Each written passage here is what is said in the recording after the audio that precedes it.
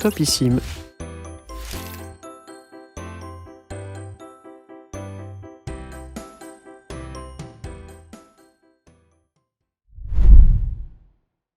J'aime me tenir près de cette fenêtre, par où me parviennent les bruits du jardin voisin. Je m'y installe pour travailler lorsque l'heure est venue. Voix d'enfant, les grands qui jouent, le petit qui appelle son père en faisant la grosse voix. Le vent se met brutalement dans les arbres, et au crépitement des feuilles, on a l'impression qu'il pleut. Avec ça, un raffut d'oiseaux et un temps lourd. Le ciel, boursouflé, est prêt à crever. Il y a quelques semaines encore, je respirais le parfum des roses d'à côté, fleurs anciennes et un pas vide, qui ont vu passer beaucoup de propriétaires. À moins que ce ne soient elles les propriétaires véritables, et les humains seulement des sortes de trublions, moustiques ou sauterelles aux invasions périodiques.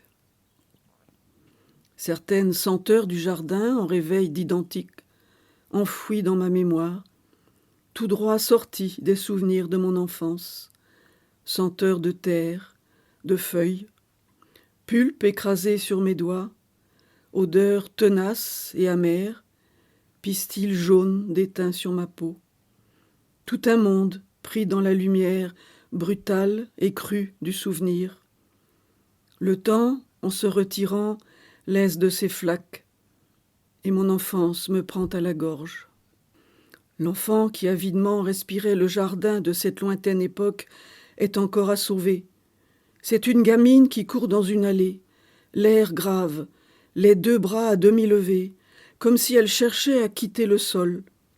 Chaussures montantes marron et soquettes de laine brune, robe simple et propre.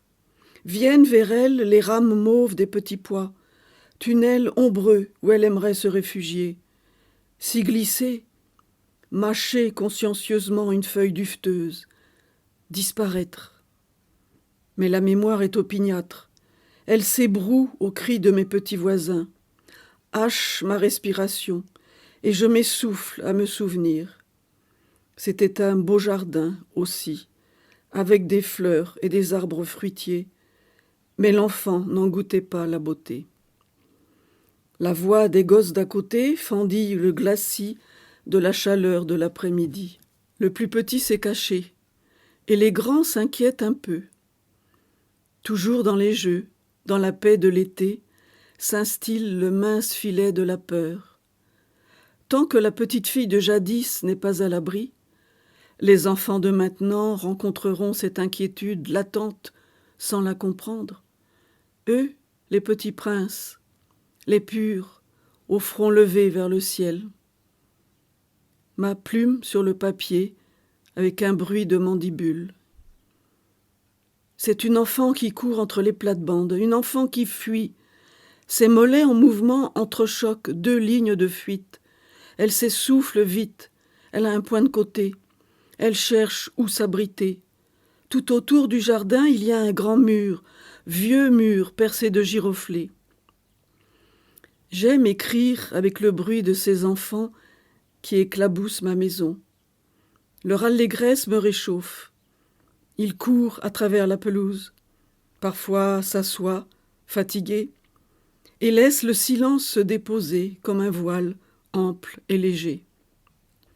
Blottie sous les feuilles des cassis, elle observe les insectes. Elle suit des yeux, immobile, la toilette d'une mouche.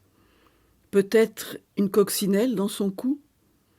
Elle pourrait se divertir du va-et-vient des guêpes s'il n'y avait, couvrant tout, les cognements de son cœur. Pour elle, petite, le jardin est immense. Pourtant, elle ne sait pourquoi il n'est jamais assez grand. Il brise sa fuite.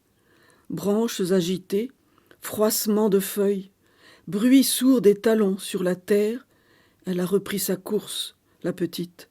Sa peur est bien trop grande pour elle. Immobile à ma table, j'aperçois la tête blonde du Benjamin à la poursuite des aînés. Les jouets épars dans l'herbe. Peut-être que la mère va bientôt appeler pour le goûter. Je ne peux pas écrire ce qui n'est pas vrai. Je partage avec mes voisins la splendeur de leur jardin. Je leur sais gré de l'entretenir, de l'offrir à leurs enfants en toute liberté, un domaine de bonheur où ils découvrent le monde. Assis dans l'herbe, maintenant, ils se racontent une histoire. Ses pas font résonner le sol, toujours à se sauver. Elle est épuisée. On dirait qu'elle serait à cheval, qu'elle galoperait à travers de vastes prairies, irait si vite, le vent sur son visage, plus vite, libre, hop là, voilà le mur. Le tas de végétaux en putréfaction dégage une odeur âcre et menaçante. Acculée, elle ne connaît pas encore ce mot, mais elle le vit. Tentant de reprendre son souffle, étroite cage thoracique, mains menues qui griffent l'air. Comment crier dans un jardin l'été si ce n'est de joie? Même l'aîné qui sanglote parce que sa mère l'a grondé sait qu'il peut là donner de la voix, protester et taper du pied. Le jardin est toujours le lieu de sa liberté. Plus tard, quand tous ensemble ils tendront une nappe propre sur la vieille table de fer, les chamailleries seront oubliées. Chut! Il faudrait s'empêcher de respirer. Même cela fait du bruit. Elle ne parle jamais. Murmure, parfois, la bouche collée à une feuille ou à l'écorce, elle dit « c'est moi ».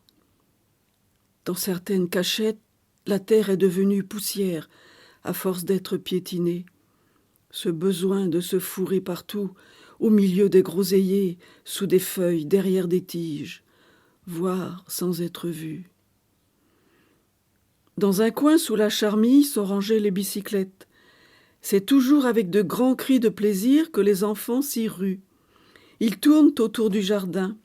L'aîné à grands coups de pédale, le petit sur son vélo coloré enrage de ne pouvoir aller aussi vite. Sortir les vélos est toujours signe d'une excursion. Cela veut dire qu'ils vont aller jusqu'à la Marne, au moins, et se promener sur la berge. Là, les enfants ont l'impression d'un voyage au long cours, vers l'horizon où ils espèrent toujours arriver. Encore tant de lieux à découvrir. Ils vivent dans la hâte. Tout au fond, elle a atteint le tas, pourrissant et puant. C'est humide et ça fume. Lorsqu'elle y plonge le bras, elle en perçoit la chaleur. C'est effrayant, c'est troublant.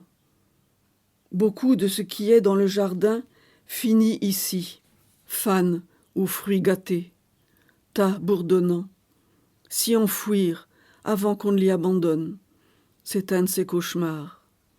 Rester là, en paix, ne faire aucun bruit, prendre la couleur de l'herbe en train de sécher. Peut-être qu'un jour, dans ce jardin, ils l'oublieront enfin, qu'elle pourra y marcher en chantant, cesser de courir et de chercher son souffle. Elle serait alors sauvée. Je manque d'air, je pose mon stylo. Tout à l'heure, j'irai rejoindre une amie en son jardin. Comme d'habitude, je chercherai instinctivement du regard les refuges possibles où se dissimuler. L'amie, elle, se tiendra fièrement debout, comme en un royaume, au milieu de ses massifs et plates-bandes. Ses doigts habiles lissent le paysage. Elle a, comme on dit, la main verte. D'un parterre à l'autre, elle arpente le monde. Elle y songe, qui sait, à la Grande Muraille et à l'Arizona, au port de Singapour, à la baie de Seattle. Avec ses livres et ses bottes de caoutchouc, elle aménage sa liberté, modèle ses rêves, exact comme un poète. Iris en file indienne, rose ébouriffée. Et au-delà de la haie, comme un jardin de bord de mer ouvert sur l'infini, la plaine à blé, vaste, plate, désormais cruellement travaillée par les engins bruyants de la ville nouvelle. Dernier coup d'œil par la fenêtre, là, le petit somnole dans le hamac. Sa sœur chantonne sur la balançoire. Pourront-ils jamais terminer leur tâche? Demain, ils seront là de nouveau, et je reprendrai mon stylo. Leur paix contre ma mémoire. Topissime.